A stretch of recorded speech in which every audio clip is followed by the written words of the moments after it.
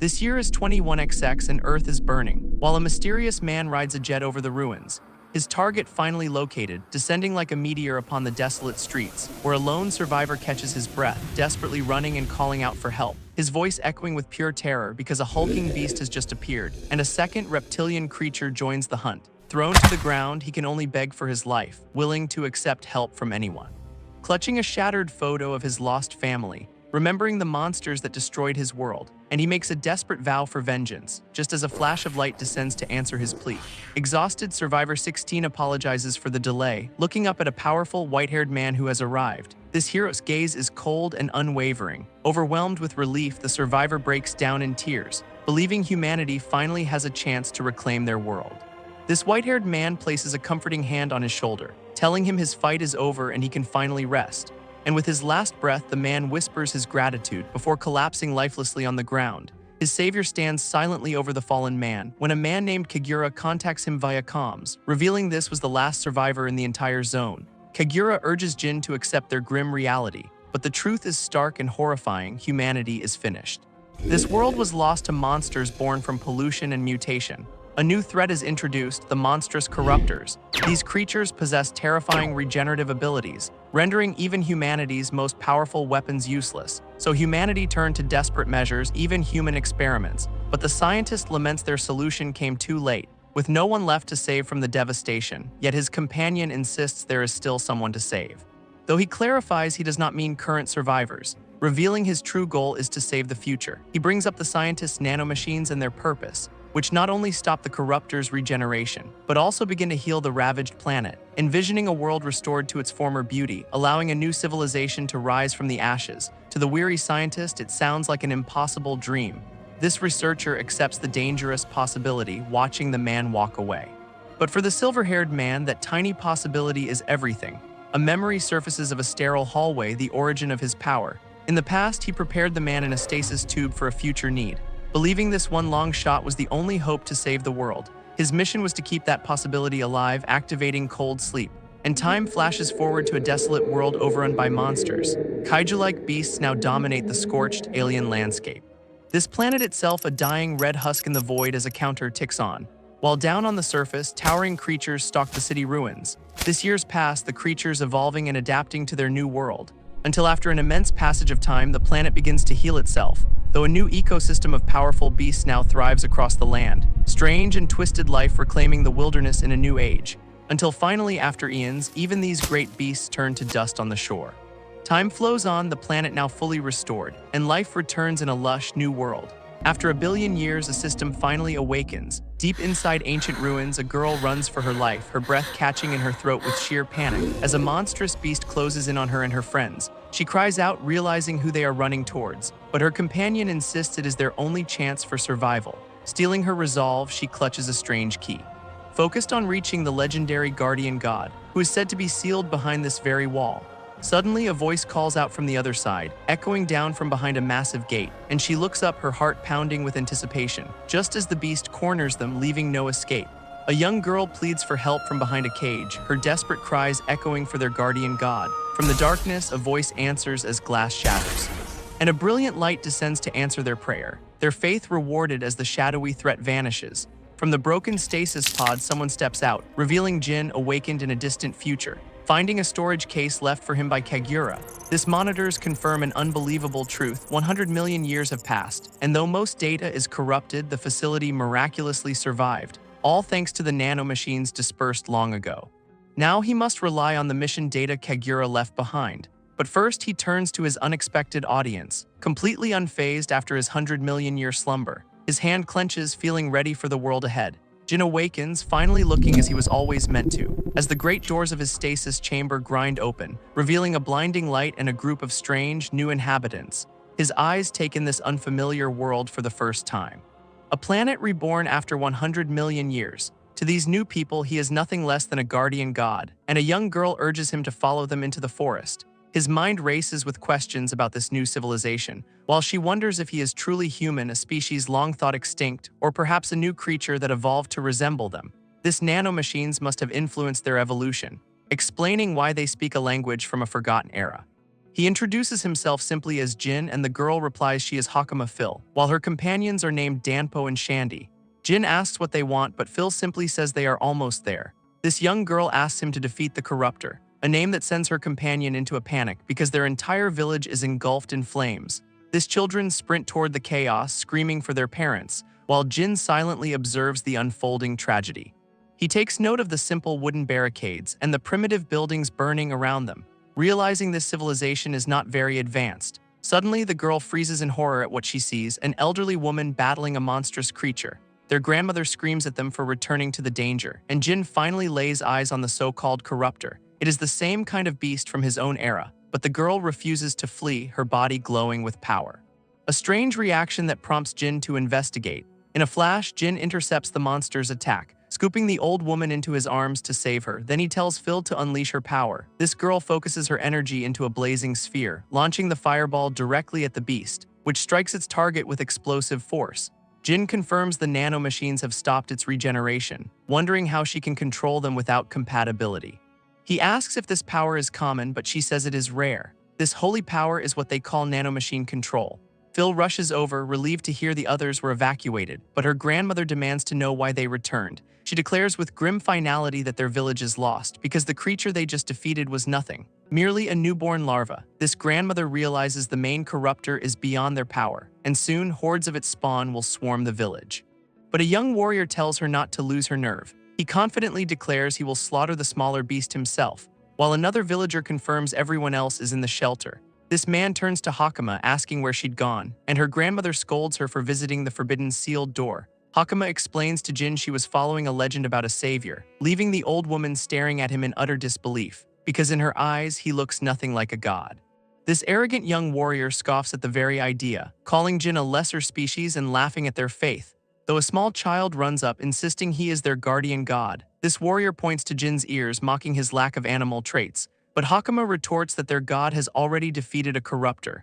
A new warrior scoffs at the threat, boasting he could handle it easily, but Jin steps forward, his expression deadly serious. This warrior rejects his help, calling him an outsider from a lesser species, demanding Jin stay out of their village's business. He announces his plan to kill the huge Corruptor alone, ordering the others to just watch from the sidelines. This grandmother calls him a fool for rushing to his death, while Jin simply watches the drama unfold. She turns to Jin, pleading for him to take the children to safety, but Phil declares she is going after the warrior herself. Jin immediately refuses to be their escort, shocking the old woman. As Phil insists she has to go, her pride on the line, he clarifies he cannot let that punk die after insulting him, just as a colossal beast emerges from the water, its massive armored form rising to meet them. A young warrior calls out to a monster in the water, declaring his destiny is to become a holy knight, and a Corruptor like this is no match for him, so he leaps forward, ready to take it down alone. But from the depths, a far greater threat emerges, launching smaller spawn to intercept the attacker. And suddenly the young fighter is completely surrounded, forcing him to carve a path through the horde. He refocuses on his original target, vowing one final blow, hurling his electrified spear with all his might, a direct strike right through the creature's head. With a confident smirk, he lands his devastating attack, leaving the beast impaled and writhing in agony.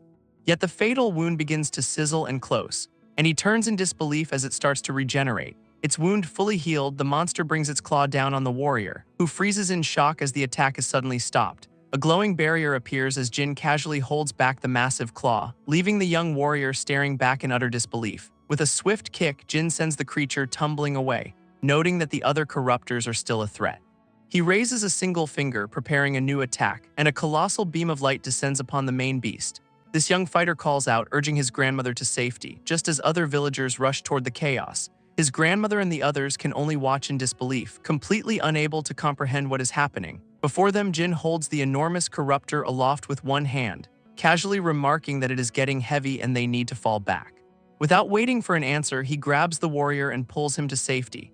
Just in time, Jin intercepts the beast's attack, catching the arrogant warrior before he is crushed, leaving the young fighter to question who this man truly is. He explains the Corruptor's terrifying ability to regenerate and that only nanomachines can stop the healing process. This boy realizes this is what they call holy power, but Jin points out his spear strike was far too shallow. Humbled, the warrior asks if he is their guardian god, a title Jin denies. Then he stands over him with one last thing to say, reminding the kid of his arrogant claim about the village's problem. As the boy tries to justify himself, Jin cuts him off, declaring this fight is now his own personal problem. This colossal corruptor roars, accepting the challenge, so Jin charges across the water to meet it head-on, his first objective clear: to pin the monster down. Jin dodges a massive claw swipe with impossible speed, as the corruptor roars, still reeling from the last attack, and the young warrior realizes these monsters are a product of their own folly. Jin's fist crackles with overwhelming power, accepting he is a relic from the same era as the beasts, and vowing he is the one who must end this. This defeated warrior can only watch, his pride shattered, while Jin recalls humanity's long history of creating weapons. A species defined by its endless, brutal conflicts, their scientific progress built upon a bloody past, a legacy filled with unthinkable tragedy. As their final human, he unleashes his full power, striking the beast with a devastating beam of energy, a torrent of light that tears through the darkness, completely disintegrating the monster before their stunned eyes. This villagers watch in stunned silence, while Hakamafil's eyes fill with pure adoration. As a colossal beam of energy descends from orbit, striking the water's surface with immense power, this once arrogant warrior is frozen in utter disbelief, seeing Jin calmly reveal their final scientific weapon, a devastating relic from his long-forgotten era. With the threat now neutralized, he surveys the scene. But unbeknownst to him, a scout was investigating the corruptor, witnessing a power far beyond her holy knights. This changes everything. She must return to the capital and immediately inform the guildmaster of what she has seen.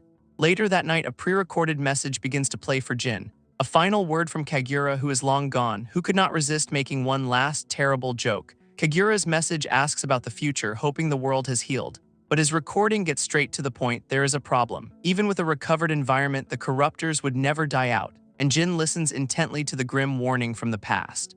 This scientist explains he noticed something wrong 1,000 years later, waking from cold sleep to observe the world's slow changes. At first, as the planet recovered, corruptor numbers dwindled, a satellite confirming their decline from high above, until a new intelligent type of monster was detected. This evolved being was far more dangerous than the last, a new breed of corruptor adapted to the changed world. Kagura admits their abilities are an unknown, terrifying threat. So his only solution was to empower the new lifeforms to fight back, and to leave a final gift of power just for Jin. Holding a glowing cube, Jin questions what this power truly is. Kagura's message reveals a glowing syringe. He explains the nanomachines will guide Jin on how to use it, a power only Jin can wield after his body was made fully compatible. Jin stares at his own hands, feeling the energy within them, and from a swirl of light, a knife materializes in his palm. A handy trick letting him generate objects from the nanomachines.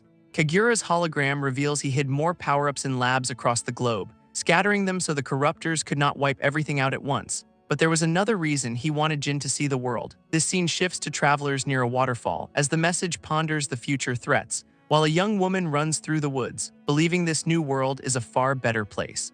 A peaceful town where life seems to carry on, and where the scout from before now studies, awaiting new orders. Kagura's message wishes him well in this new world, but the hologram flickers, showing him aging rapidly. His last words from a man who will not see the future. Jin watches the message fade away in silence, a final request to protect this world and himself. Just then, Hakama and the old man rush over, calling him their god, explaining that the entire village has been searching for him. They pull him along, insisting the celebration cannot start without its star, but his eyes lock onto something unexpected, a familiar key-shaped pendant around Hakama's neck. He asks her where she found the lab's access key, and she explains it is a family heirloom passed down for generations, a charm meant to summon their guardian god to the village. As they lead him back, the old man thanks him for his help, arriving to a massive celebration held in his honor. These villagers are called over to the bonfire, where they finally see the man they now call their guardian god. Jin internally mocks the title, still seeing them as lesser, while the other warriors laugh at their defeated friend. Hearing the commotion, Jin glances back. A villager stands up, reminding them they all ran away, and even the once arrogant warrior now sings his praises. Just as the village elder approaches him, she offers a formal thanks on behalf of the entire village, insisting they must repay the debt for saving their lives. With a calm smile, Jin dismisses their offer, but if they insist, he asks for information instead. He wants to learn about the current state of the world, so the elder advises him to head for the royal capital, a place where the king rules and knowledge from all over converges. She explains villagers travel to the capital to sell their specialty goods, and though the road is harsh, Jin admits he does not know the way. So the elder offers Hakama as his guide for the journey. Hakama has her own business there, hoping to join the Holy Power Academy, a plan that surprises Jin, who is suddenly cut off, as the arrogant warrior Sauls volunteers to be the guide instead. He proudly declares his goal is to join the Holy Knights, but the elder mocks him for failing to even enter the academy. Apparently, holy power is not enough to get in. There is a written exam, one that Saul's, being an idiot, completely failed. Jin's interest is piqued by the mention of these holy knights. Meanwhile, a knight in blue armor learns the corruptor has been defeated, a report confirmed by the scout on her way to the guildmaster. He'd rushed over, never imagining the beast would be taken down so quickly, leaving the scout stunned to meet a holy knight in such a remote area. A woman in red laughs about a strange coincidence as a monster looms, but a blonde knight suddenly intervenes with a powerful slash, felling the beast and considering the woman's story with interest. Her tale convinces him he must meet this mysterious person himself. Meanwhile, back in the village, a peaceful morning begins. Jin awakens, savoring the fresh air of this new world, a beautiful sight he never thought he would live to see. Wishing his old friend Kagura could have witnessed it too, Hakama approaches, still in awe of their guardian god, offering him a fresh set of clothes for his journey. Dressed for travel, they finally set out on the road, as the elder instructs Hakama to fulfill her duty as his guide. This once arrogant warrior grumbles, jealous of her opportunity, but Jin turns to him with a rare compliment on his fighting skills, promising to wait for the young warrior in the royal capital. This villagers say their goodbyes, asking Jin to protect Hakama, while her father tells her to stay healthy on her journey. With a final wave to the cheering crowd, they set off. And Hakama eagerly leads the way down the path. Their long trek takes them through the vibrant, recovering world, stopping for a moment by a stunning waterfall at dusk. As they continue, she excitedly points toward the road ahead. That night by the fire, she asks how far the capital is, and Jin confirms it is only a few more days on foot. Curious, Hakama then asks why he wants to learn about the world, but he cryptically calls it a secret. His mind drifts back to Kagura's grim warning. A reminder that corruptors still exist in this era, yet they were supposed to thrive only in pollution, meaning something about them has fundamentally changed. Hakama notices Jin's grim expression by the fire, but he is just relieved to see humanity has survived in this era. His new goal is to learn how they deal with corruptors, and when she asks his name, he tells her to just call him Jin. Suddenly, the sound of galloping horses breaks the silence, putting both of them on high alert by the campfire. A knight on horseback apologizes for the interruption, arriving with his squad and asking for a moment of their time. This leader of the group has a piercing, intense gaze, prompting Jin to coolly ask who he is. He introduces himself as Argus Wilton, a holy knight captain, and Jin realizes these are the famed warriors of this world. One of Argus's subordinates glares with pure rage, furious at Jin's casual attitude toward her captain. Argus, however, calmly tells her to stand down. Argus politely asks for a moment of their time, but Jin remains on guard as the captain apologizes for his subordinate. This knight then demands to know their origin and destination, and Hakama nervously explains their journey from Kodama village. A cruel smirk crosses the subordinate's face, sensing a trap. Leaping from her horse, she declares she has found her targets, accusing them of lying since no lesser species are recorded there. This revelation about strict birth records catches Jin off guard, but Argus immediately shuts his subordinate down. He points out Hakama's clothes are a known specialty from that village, a rare fabric that proves her story is true, stunning the angry knight, yet Argus's hand tightens on his weapon. His attention now shifts entirely to Jin, questioning the strange, unfamiliar clothes our boy is wearing, revealing bandits have been using children to attack travelers on this very road.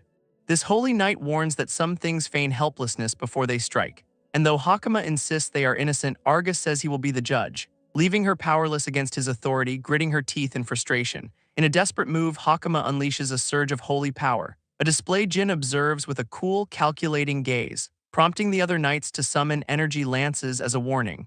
Her power surprises them, noting she has promising potential. But Jin is more interested in the strength of these so-called holy knights.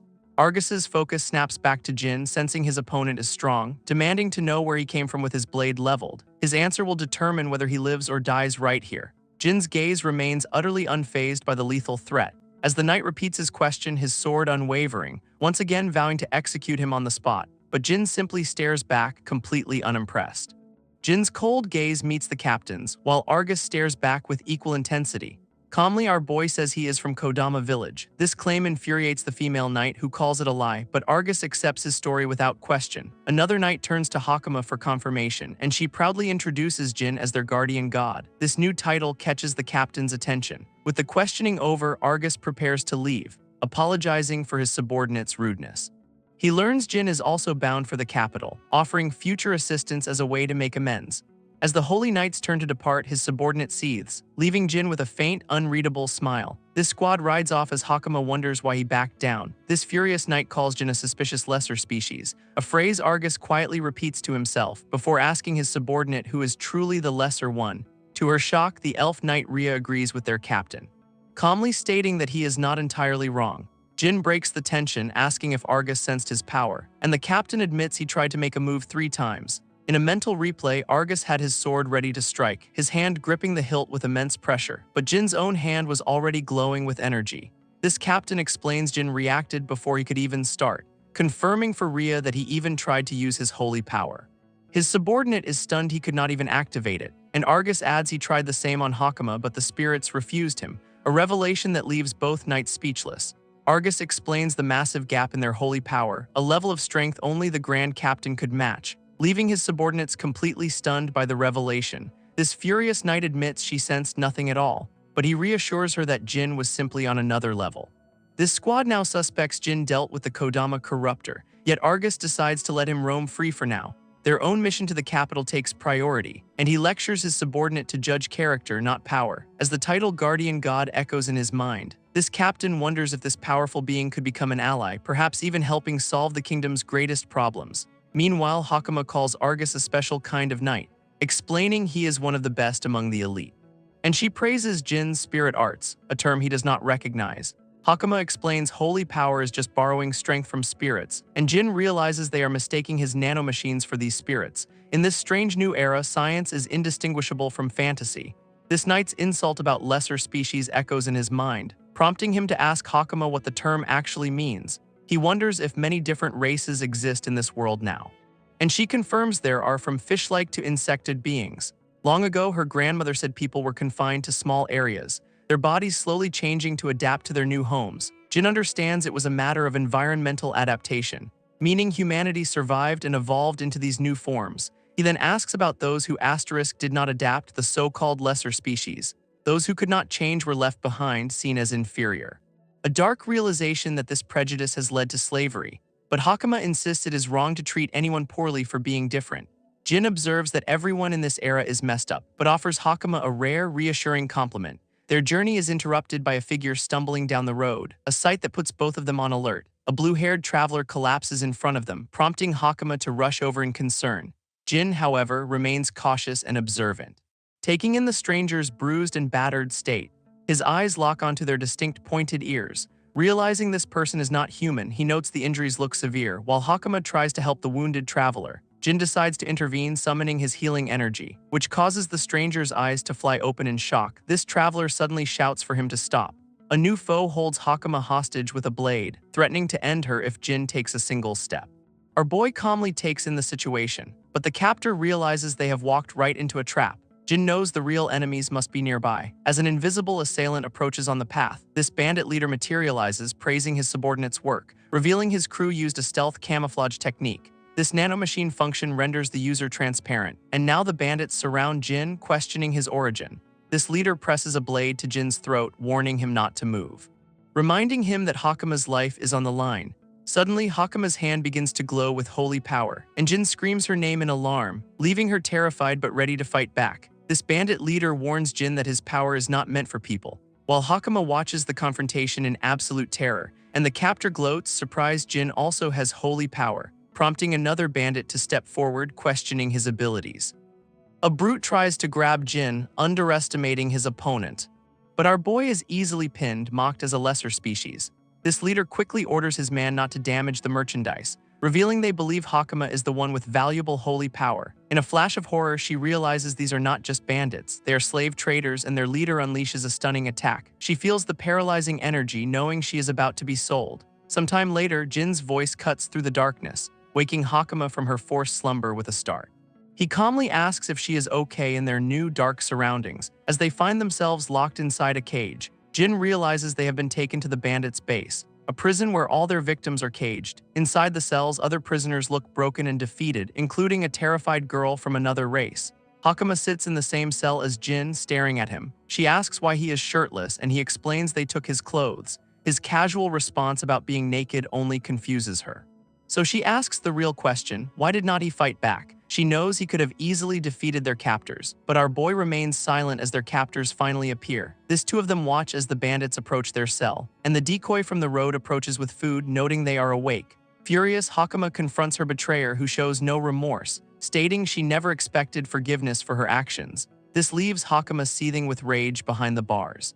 Jin, now in a cage, calls the blue-haired traveler kind, a comment that shocks her, questioning how scum could be kind.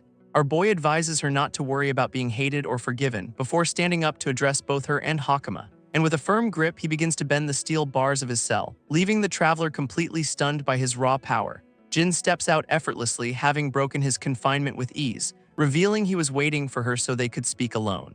She immediately demands to know where they are keeping someone she cares for, and Jin reveals he deduced her situation already, his healing energy enveloping her as he notes her injuries were too real for a trap, noting that even bandits would not harm their own bait so severely. He knows she is only following orders because they have leverage over her, a realization that leaves the young traveler trembling in fear. Jin confirms her worst fears: they have taken her little brother. This traveler recalls slavers threatening to sell their brother, a cruel vow that would separate them for life. To protect their family, they had no other choice, explaining to Hakama why they joined the bandits. Jin's expression turns cold as he calls them scum, and Hakama realizes he let himself be captured for the boy, but Jin just compares them to stubborn oil stains. He explains that letting one escape allows them to regroup elsewhere, so when you wipe them out, you must be thorough. Suddenly, Jin kicks the cell door off its hinges, sending the guard flying across the room. Our boy declares that evil must be pulled out by the root, a harsh lesson he learned in a futuristic city. In his youth, he was just a bruised kid on the streets, once a believer in heroes and absolute justice. He remembers his past in a futuristic city where he quickly learned a harsh truth: a world that supposedly needed justice was actually just overflowing with scum. An ordinary life was simply not an option because his environment would never allow it, so he fought back, deciding to crush them, taking down anyone who stood in his way, no matter who they were, even those in positions of power, leaving a trail of broken bodies behind him, until one day a man approached him, offering a different perspective. He told the boy he was born in the wrong world, a memory that now fuels his every move. Two beast-like guards suddenly block the doorway, demanding he halt, but other slavers lie defeated on the floor, one slumped against a wall, asking how he even got in. Jin just offers them a cold, confident smile. In a flash, he hurls one of the guards into the air, leaving the second guard completely defenseless. His partner can only watch in absolute terror, as the slaver demands to know what he is. A single blow is all it takes to end the fight. A scream echoes through the prison, startling the other captives, and the blue-haired traveler recognizes that sound instantly. Asking Hakama just what her partner is, a guardian god. Hakama answers with complete faith, saying they will be fine, then tells everyone to follow Jin's plan and get outside. But the traveler knows the leader has immense holy power, believing brute force cannot win. This bandit leader pleads for his life, begging Jin to wait. While Jin calmly deals with another guard, asking what he wants, and the slaver gets a desperate, greedy idea. He points to a cage, offering up the children inside, promising Jin can have as many as he desires. Our boy's expression remains utterly cold and silent as the leader looks around at his already defeated crew. Terrified, he wonders what is happening to him, unable to activate his own spirit arts to defend himself, questioning the strange power that has him completely neutralized. Jin simply calls him a half-baked thug, noting that the real cowards always run when things go south. He says men like him always underestimate their targets, then immediately start groveling the second they lose, and just as predicted, the leader makes a desperate break for it. This bandit leader pulls a heavy lever, declaring this is not over. With a cruel smirk, he begins to open a massive gate, revealing a hulking demonic beast locked inside a cage. He calls it a corruptor, a special acquisition for this very moment, and the monster steps forward, its single eye glowing with malice. This leader grins, deciding on a new brutal plan, ordering his pet to completely destroy Jin. With a roar, the corruptor swings its massive arm down, a blur of motion meant to crush him instantly. But Jin's eyes glow with cold, unwavering resolve. He catches the devastating blow with just one hand, leaving the bandit leader utterly stunned by the sight. Our boy reveals he was born with a superhuman body, his muscle fibers far denser than any normal humans, and on top of that, he drives his fist deep into the beast's chest. Jin explains that against corruptors, he must use holy power, unleashing a massive beam that completely obliterates the beast, leaving the bandit leader speechless on the floor. This man realizes in horror that Jin also wields holy power, and our boy coldly asks him for his next move. Terrified, the bandit leader begins to stammer, desperately asking if he could just be allowed to walk away. A swift punch to the face is his only answer. With the leader dealt with, Jin calmly gets dressed, having successfully retrieved their stolen clothes. He then turns to the caged children, telling them to wait a bit longer as the traveler's little brother looks on with tearful hope. First, he needs to secure proof of their crimes, finding a strange key and a document in a box. And as he reads it, he senses something is deeply wrong. He finds a document covered in strange symbols, and with a confident smirk, he seems to understand it all, only to admit he cannot read a single word. Deciding to ask Hakama for lessons later, he turns his attention elsewhere, wondering what the bandits plan to do with a captured corruptor. To find answers, he places a hand on the beast's remains, accessing the nanomachines floating in the air. A system that should have stored up to a week of footage. As he reviews the data, a voice from the past speaks to a lord, questioning why they are capturing such a creature. But the cat-eared noble just offers a cryptic hint, promising something big is about to happen in the country. Jin absorbs this new, unsettling information, his investigation leading him to a nearby town where the freed children are now gathered safely. Back in town, the captured bandits are handed over to the authorities. When the blue-haired traveler suddenly gasps in surprise, as her little brother Nino runs towards her with a joyful cry. Overwhelmed with emotion, she rushes to embrace him, holding him close, just thankful he is finally safe. She turns to thank Jin, who humbly dismisses her praise, but our boy's attention shifts to the men handling the prisoners. Asking Hakama who they are, learning they are guild staff she summoned. Among them is the town's guildmaster, a horned man taking a report. His sharp eyes taking in the entire scene with a serious gaze, and Jin directly asks if he is the one in charge, which the man confirms. He introduces himself as Padrak the guildmaster with a formal thanks, yet his expression reveals a deeper assessment of the young man. Sensing that despite his appearance, Jin is far from ordinary, and with reports of so much damage, he knows this stranger is something else entirely. A horned guild official explains the local lord has no authority for captures, stating that dealing with such crimes is the job of the guild, sworn to the king, and even if the lord himself were a criminal, they would be duty-bound to report him. Jin quickly grasps the power dynamic. The lord is a mayor, the guild is the police, and the name Shapian brings to mind a smug, cat-like noble. Just then, the official presents a scroll recovered from the bandits, his eyes widening in shock as he reads its contents. A complete list of everyone who colluded with the slavers. This lord's name is conspicuously absent, leading Jin to call him a cunning villain, but his attention shifts to the freed siblings watching him, as he asks what will happen to them now. For orphans like these two, the official admits there is nothing the guild can do, prompting Jin to ask if there are any shelters available. This man grimly replies there are none, only the possibility of work. But as a lesser species, their chances of finding a job are slim. This term lesser species clearly bothers Jin, and he wants to help the siblings, but they have nowhere to go, until a sudden thought strikes him, asking the traveler if she knows of any place that would take them. With a confident smirk, he says he knows the perfect spot, thinking of a certain armored elf he knows. This scene shifts to the Grand Argus estate in the capital, where a blonde knight suddenly feels a strange premonition. His companion asks what is wrong, but he brushes it off as a sudden chill, completely unaware of the trouble heading his way. After dismounting, he tells his expedition team that is all for the day, instructing them to take their rest after a long journey. He strides into the lavish mansion, greeted by his staff, his maids and butlers all welcoming Sir Argus home. An older attendant immediately asks if anything was out of the ordinary on his trip. An elf-feared butler looks on with deep concern, while a blonde noble senses a disturbance has occurred. This butler approaches, offering an apology for the interruption, whispering a quiet, urgent report into his ear. As they walk away to discuss the matter privately, a woman watches their departure from a balcony above. After hearing the news, the noble dismisses his aide. Realizing the situation is far worse than he imagined, corruptors are now appearing in the capital itself, leading him to conclude someone must have let them in. His suspicion falls on Harnisk Academy, a place that refuses outsiders. While far away, Jin knows he will need allies for what is coming. 3 days after the raid, he travels with the freed siblings. When the young boy asks if he can truly find work, Jin reassures him certain his skills will land him a job. This blue-haired traveler encourages Jin with a confident smile, and Hakama spots their destination in the distance. Jin looks on as they finally approach the capital, a massive, sprawling metropolis laid out before them. Inside the walls, the streets are bustling with activity, this lively atmosphere amazing the younger children. Hakama explains the city is a major trade hub, a place where even her own village sells its specialties. Our boy observes the diverse population, including insect-like people, making the capital a true melting pot of cultures. This city appears prosperous with its clean streets, and public order seems well maintained among the citizens. But Jin knows that beneath the surface, problems always exist. His thoughts turn to the darkness hidden away from sight, a grim reality that persists through every era.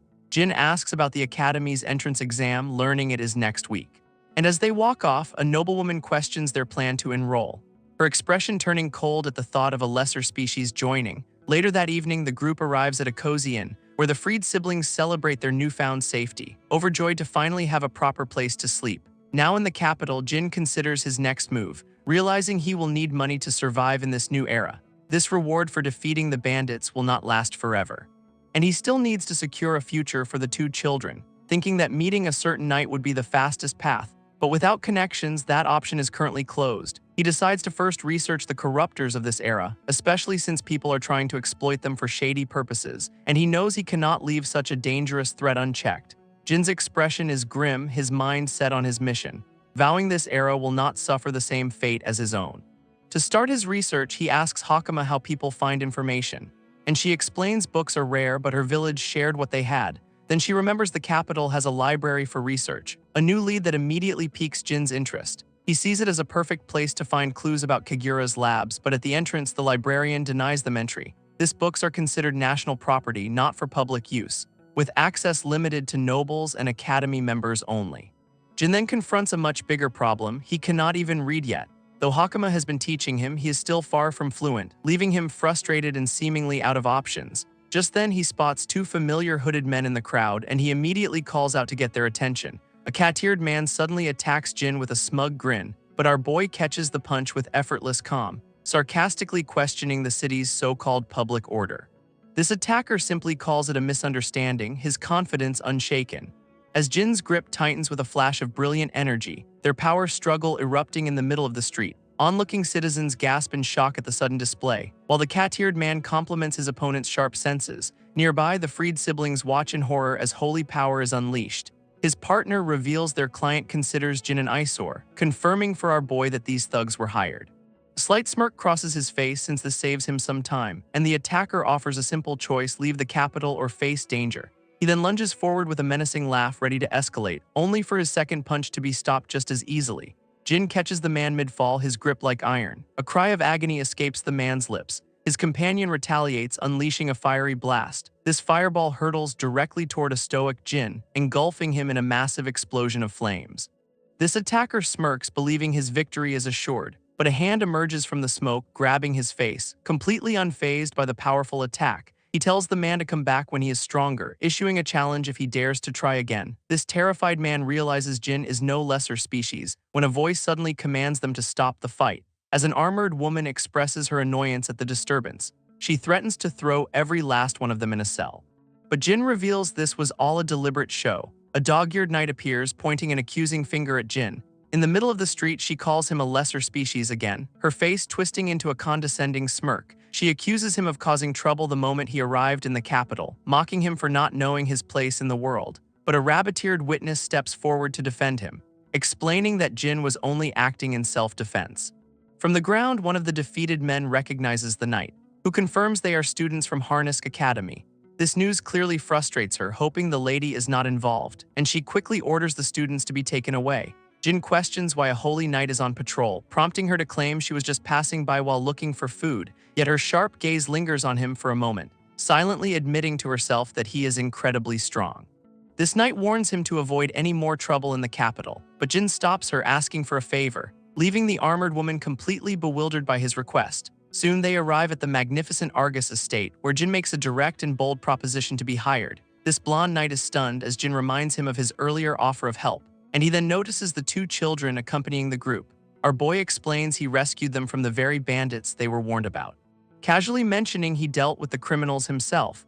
This revelation shocks the knight, who realizes Jin fought them all alone, and he then inquires about the siblings' circumstances, prompting Jin to state his goal is to find them a place to work. This dog-eared knight points out he has no obligation to them, but Jin declares he never does things by halves, a statement that leaves both knights speechless at his conviction. This freed siblings listen with hopeful expressions, as a noble knight offers them a home and work at his estate, but his generosity comes with a condition. He wants Jin to become an instructor. Soon after, the children are fitted in new uniforms, a sight that brings a rare smile to Jin's face. Overwhelmed with gratitude, the older sibling thanks Sir Argus, who then orders his staff to treat them without prejudice. With the children finally safe, the group departs, and Jin immediately questions Argus's ulterior motive. This knight admits he is taking a risk on a stranger, asking for a favor. He needs him to infiltrate Harness Academy. This shocking request leaves our boy speechless, prompting Argus to reveal the kingdom is in turmoil, as the king is dying and a shadow war for succession has begun. In the shadows, a secret council plots to seize the kingdom, using corruptors to sow chaos and ensnare innocent people. Jin realizes a corrupt lord is not the only enemy. Knowing dangerous forces are working from the capital's shadows, their suspicion immediately falls on Harness Academy, and the blonde knight knocks on a door ready to proceed. He opens the door, promising an inside guide for their investigation, introducing his sister Miria, a student at the academy. As the knight presents Jin, Miria looks on with surprise, her expression quickly turning to scorn at the plan. Angered, her brother immediately calls out her prejudice. But she insists such a critical mission is not for Jin. Our boy simply smirks at her biased attitude, while the dog-eared knight admits her friend's bias is severe. Miria then presses her brother, demanding he reconsider his choice. A noblewoman reveals the job has another duty, teaching. She scoffs, doubting a lesser species has the talent to instruct. When Hakama accidentally reveals Jin cannot even read, this news makes the noble dismiss him as unworthy of discussion. But Hakama passionately defends him, proclaiming his greatness.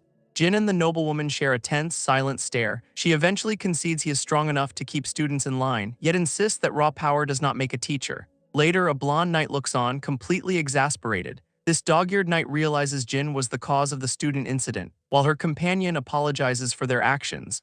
Jin then asks what he would be teaching as an instructor, and the knight confirms it is his skill with spirit arts. His only task would be to teach the absolute basics, requiring mastery of just 2 of the 4 fundamental elements. Jin's simple question leaves the knight stunned by his confidence, who then asks if he also knows the rare special spirit arts, a skill reserved for only the most exceptional fighters of the era. Our boy just smirks, finding the challenge intriguing, and declares he is ready to shatter this world's common sense. 1 week later, the entrance exams begin at Harness Academy, where hopeful students line up to register for their tests, and inside, an applicant focuses intently on her written portion. Meanwhile, Jin and Argus are escorted down a grand hallway, greeted by an academy official who acknowledges the Holy Knight's busy schedule. Jin questions Argus about his role in this arrangement, learning a knight is sent annually as a special instructor. This official eyes Jin with clear skepticism, doubting his suitability, as our boy remains silent under the intense scrutiny, leaving the man to ponder his decision with visible unease. A cat-eared attendant leads them toward a large door, announcing that the headmaster is ready to see them. Inside, a stern-looking woman studies them from her desk. Argus greets the academy's leader with a formal bow, who recalls his impressive academic achievements.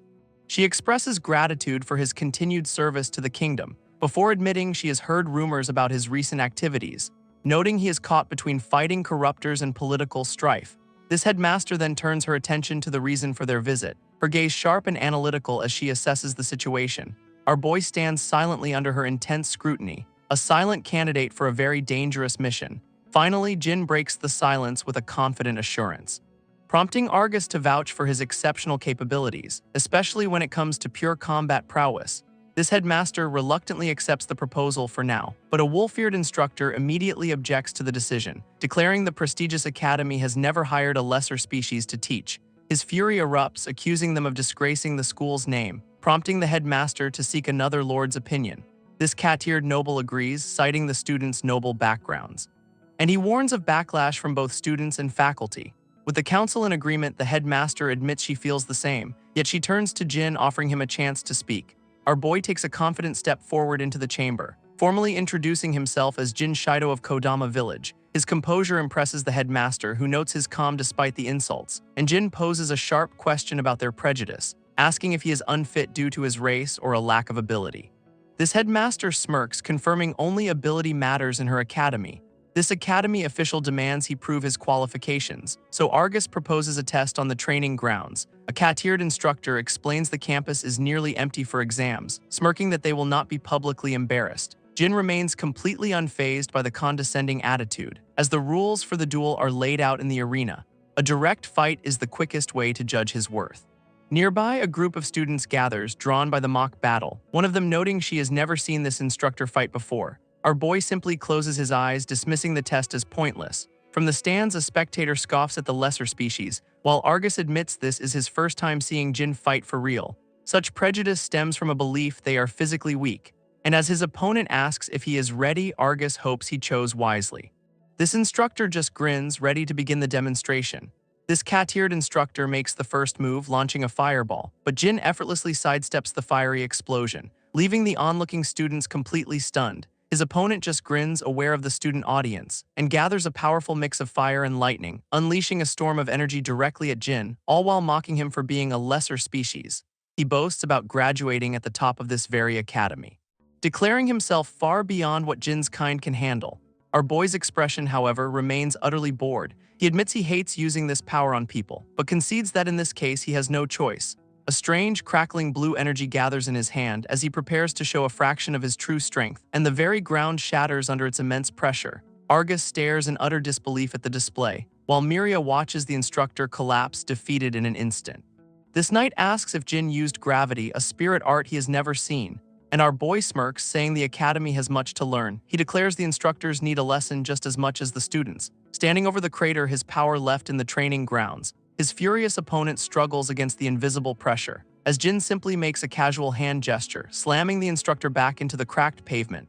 Enraged, the wolf-eared man screams, demanding to know what he did. He accuses Jin of using cheap tricks, refusing to believe it is a real art. But from the sidelines, the council members watch intently. For the headmaster and the noble, this display settles the matter. In the crowd, the students are left completely stunned by the outcome, where Miria realizes she just witnessed a rare special spirit art. Miria wonders how a lesser species possesses such holy power, her eyes narrowing with suspicion and confusion. While Jin calmly dismisses the fuming instructor's rage, 1 week later, the academy's entrance ceremony commences, filling its halls with students training to fight corruptors. The stakes are made clear. Failure means immediate expulsion, but the headmaster offers a grand promise to those who succeed, a chance to join the legendary ranks of the Holy Knights. From a balcony, Miria and other students observe the new faces, when a hand suddenly reaches out to her. A lion-eared noble greets her as Laius, surprised by her attendance. He suggests they network with the powerful new students, but his attention is suddenly drawn elsewhere, spotting Jin sitting among the academy's instructors. This revelation leaves the young noble utterly stunned. This lion-eared instructor is left speechless, while the noblewoman coldly reaffirms her prejudice. From a balcony, Jin observes the students below, realizing the sheer scale of his investigation. He feels their hostile stares, knowing he must first earn their respect. Otherwise, he will be too suspicious to investigate anything. Later, inside the Grand Academy halls, his first spirit arts class is about to begin. This rabbit-eared instructor warns the few attending students not to fall behind, but a smug grin reveals his true intent, mocking the nearly empty lecture hall. Even the noblewoman who attended looks utterly bored, revealing his own sabotage. This saboteur proudly admits to spreading the word about Jin's race.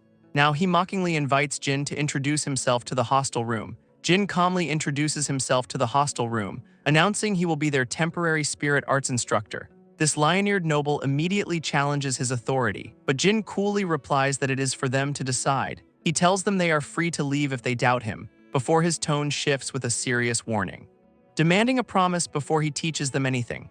He explains spirit arts can stop a corruptor's regeneration, but the same power only leaves lasting wounds on people. This art was created solely to destroy corruptors, and he pleads with them not to misuse its power. A student immediately scoffs at the moral lesson. Another mocks him for trying to limit their abilities. They accuse him of being a weakling afraid of comparison, as the entire class joins in the condescending laughter. Jin remains completely unfazed by the hostility, issuing a direct challenge to the entire room, telling a wolf-eared student to use his strongest attack. He promises to leave forever if they can even injure him, and the arrogant student grins, accepting the provocation. Leaping from his seat, he summons a spear of golden energy, while the rabbit-eared instructor panics at the collateral damage. This student ignores him, unleashing his full power, hurling the massive energy spear straight at Jin. It slams into the ground with explosive force, leaving the attacker smirking in presumed victory. But from the smoke, a single shard of ice shoots forward, zipping past the student's head in a blur, and shatters the wall just behind him with immense power. Jin's eyes glow, coldly stating he was not even trying. Jin warns them that judging by appearance is a fatal mistake. This lion-eared noble stares in shock, questioning what he just witnessed, as Jin declares he is far stronger than any of them, and he poses a question about what they should call him now, giving them the only answer that matters: teacher. His first lesson begins with a simple question about spirit arts, which he directs to the student who attacked him earlier, and the flustered noble stammers that it is all about imagination, demonstrating the basic principle of shaping holy power. But Jin smirks, revealing that is not the true answer. explaining it is about accepting an art's wavelength, a term that leaves the students completely baffled. So he begins listing the 8 basic types, starting with fire, followed by the crackling power of lightning and the gentle energy of healing.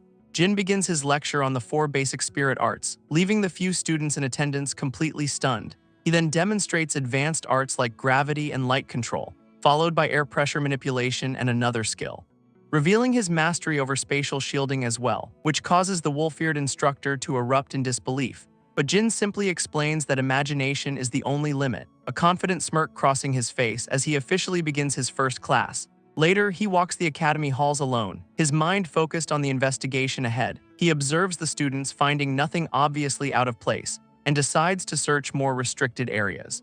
When his gaze suddenly locks onto a familiar face, meeting the intense stare of the noblewoman Miria, Miria confronts him directly, demanding to know what he truly is, admitting he is far from the lesser species she first assumed, because no one of his kind should be able to use all spirit arts. Jin simply repeats his lesson on switching wavelengths, but she is not buying it, arguing that if it were so easy, he would not be drawing so much attention. He suggests they move somewhere more private to continue their talk, leading them to a quiet, sunlit corridor, where Miria immediately presses him for the truth again. Jin gives a wild answer about sleeping for 100 million years, which she dismisses, so she turns the question around, asking what he did back then, and his demeanor shifts as he reveals he was an agent. Confused, she asks for clarification, so he explains his duty to his country, adding that he fought more scum than he could ever count. A flashback reveals his life 100 million years ago, a soldier planning missions with his comrades. A memory flashes of his past life as a soldier, a nostalgic smile crossing his face in the present.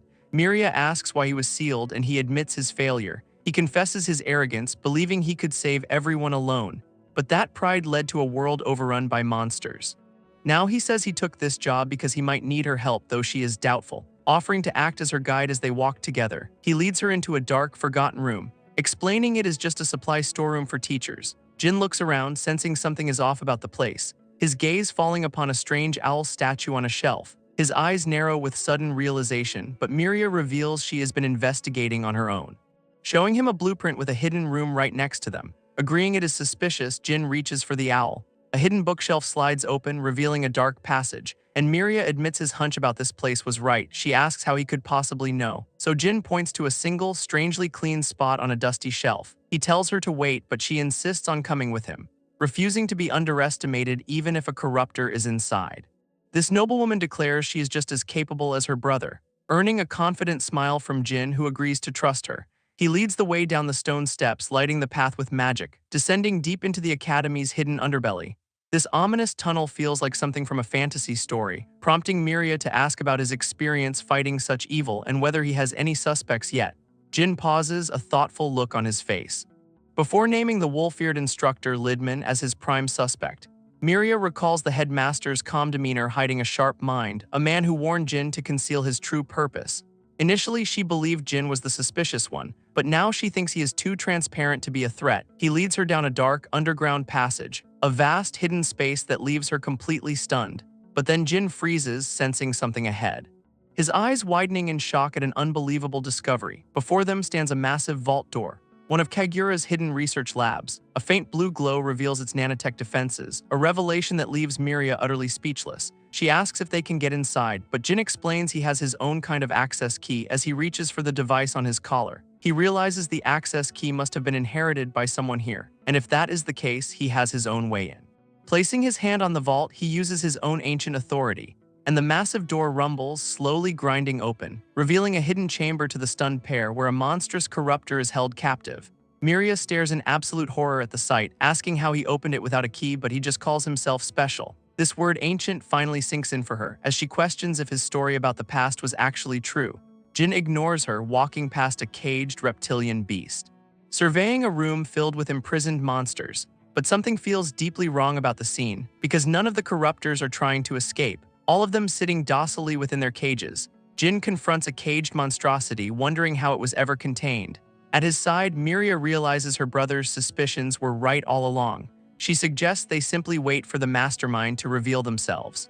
But Jin immediately shuts that down, insisting they wipe out the corruptors first. Shocked, she asks if he'd just let the true culprit escape, until he points out the students would be the first to die in a rampage. He argues that even her brother would put the people's safety above all else. And though she agrees, Jin admits he has a very bad feeling. His instincts are screaming that this lab is the key to everything. He tells Milizes to find her brother and seal the academy, trusting her with the task. With their plan decided, Jin heads off on his own, his eyes drawn to a large, ornate clock on the wall. He moves through the building, searching for any clue about the conspiracy. This clock's intricate design seems to hold a hidden meaning, while elsewhere the academy instructors, including Mill, gather in the halls. In the halls, the wolf-eared teacher Gita seethes with rage. Overhearing students mock his humiliating defeat by the new teacher. His reputation is in tatters and he blames the lesser species for it, vowing to expose Jin himself when someone approaches from behind. It is the headmaster telling Gita to stop creeping out the students and dismissing his strange behavior as a mere hobby. This headmaster then asks if he has seen Lord Lidman anywhere, but Gita realizes Lidman has been missing since the ceremony. This worries the headmaster, who needed to discuss classes with the instructor, when his gaze suddenly sharpens, sensing a disturbance. Spotting dark, crackling energy over a distant tower. Meanwhile, a blonde-haired student frantically rushes up a dark staircase, bursting out from a hidden passage in a panic. She pauses to catch her breath, her heart pounding, determined to find her brother and report when a voice stops her cold. Miria peeks around the corner, her face pale with fear. For standing before her is the wolf-eared instructor Lidman. A sinister grin spreads across his face, confirming their worst fears. Elsewhere, Jin steps into a dark, high-tech corridor, his expression hardening as he takes in the scene. Before him is a massive, pulsating red core wired into the lab, a grotesque organ that seems almost alive. He wonders if this is another of Kagura's creations, quickly accessing a nearby terminal for answers. Inside a hidden compartment, he finds a message cube and a nanomachine injector. Hoping the cube holds the key to this mystery, a hologram flickers to life, revealing a familiar scientist, who explains this lab is close to where Jin first awoke. This scientist reveals he was working on a special machine here, and a part of its function is sealed within the nanomachines. This scientist's hologram proudly reveals he knows the machine's true function, identifying it as a teleportation device, which leaves Jin stunned. He can barely comprehend the impossible revelation. His mind flashes back to the chamber filled with caged corruptors, then to the grotesque, pulsating core powering the entire lab, all those monsters contained and just waiting. While the ornate clock on the wall marks an unknown countdown, its complex face hiding a much deeper purpose. At the terminal, Jin stares at the core as the pieces click into place, his expression hardening with the terrible truth.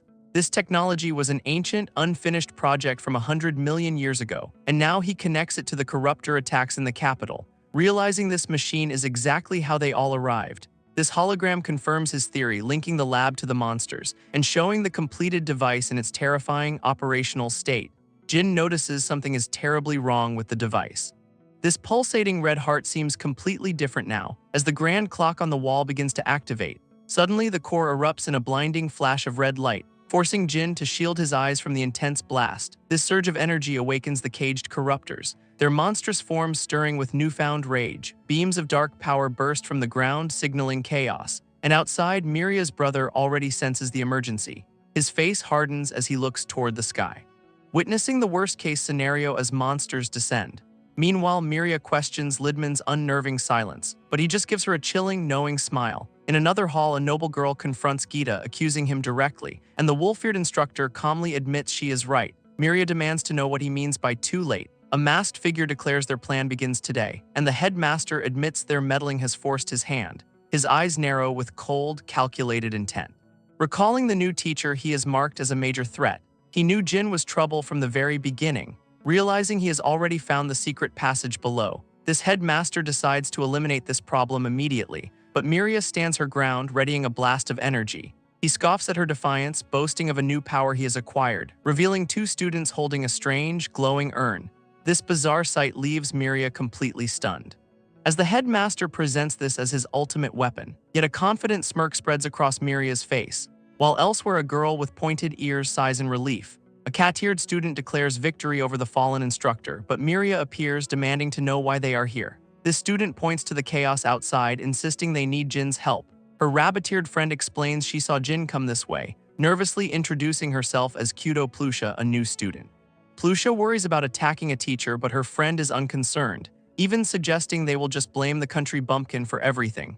Suddenly, footsteps echo from the hidden passage, catching the cat-eared girl's immediate attention. Jin emerges from the darkness, asking what happened, and the student grabs him, warning of the danger he already knows about. His face is grim as he reveals every corruptor from the lab has escaped.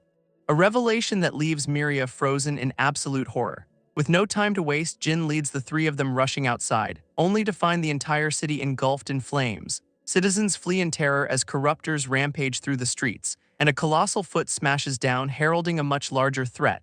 A giant golem-like monster now towers over the entire city, joined by another beast with a horrifying, tentacled face. This sheer scale of the invasion is overwhelming, leaving Miria to realize the capital itself is under attack. Jin grits his teeth, regretting not destroying the machine sooner, when the cat-eared student points to an even greater danger. High above the city, a corruptor gathers immense energy, preparing to unleash a devastating blast from its maw, its attack aimed squarely at the royal castle. This girls watch helplessly, knowing the royal family is in its path, but Jin declares he will fix this mistake, readying the nanomachine injector. This device grants him a simplified version of the teleportation function, a power the scientist warns can only be used once a day. A massive dragon corruptor unleashes a fiery blast, its attack slamming directly into the Academy Tower. Nearby, Miria and the others discover a glowing blue crystal, while her brother leaps through the sky, dodging the chaos, and Jin activates the teleportation device, ready to jump.